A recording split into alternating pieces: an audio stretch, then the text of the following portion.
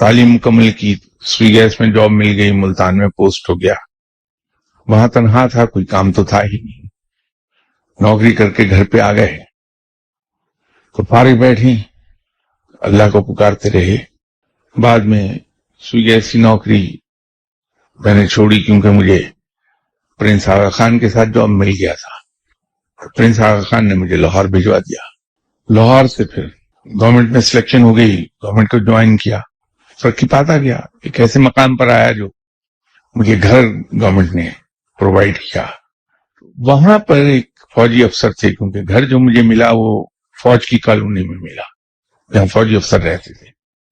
تو ان سے یاد اللہ ہو گئی.